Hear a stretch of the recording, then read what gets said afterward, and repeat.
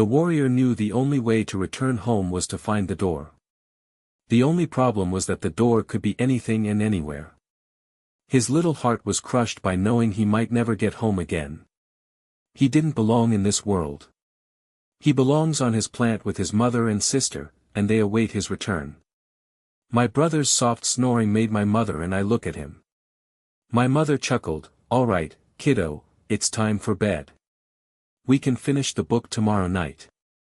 I sighed and threw myself back onto the bed. Why can't we finish it? Nate doesn't pay attention anyway. My mother had already closed the book and placed it on the nightstand. I know, honey. She went to my brother and softly picked him up.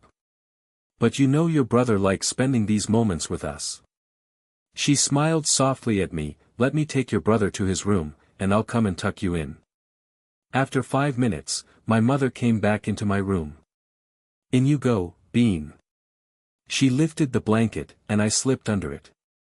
"Your dad decided to take your brother to the game this weekend. We can go out on a mommy and Bean date if you'd like." I smiled happily at her. My mother's hazel eyes shine brightly when she looks at Nate or me. She would say we are her favorite chapters in her book. My mother leans in and kisses my forehead. "May your dreams take you to a wonderful destination and give a chapter worldwide to explore." That was one of my memories of my mother, a famous fantasy writer who took people out of this world with her writing.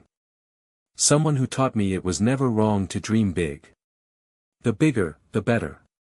I walk towards my car and get a call from Nate before I get in.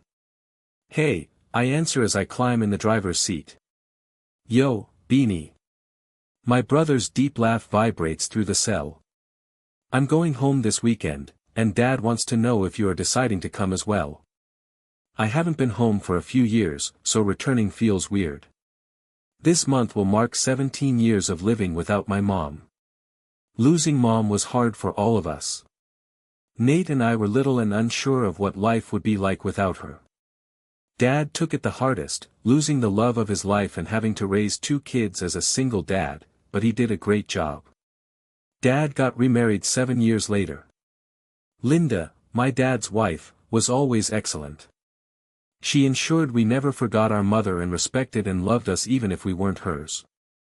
Dad and Linda gave birth to my little brother, Austin, 4 years into marriage. I love him to pieces, but Nate and I tend to spoil him a little too much. Bean. I hear Nate hesitate. Sorry, I snap back to the now. I guess it's time to go back, right? The family always came to visit me here in New York, or we'd go see Nate at his place in Boston. Dad still lives in the house he bought with Mom. It scares me to know that traces of Mom won't be there anymore. This doesn't mean I hate Linda, I love her, but sometimes I miss my mother. Nate sighs. I know it's hard. It's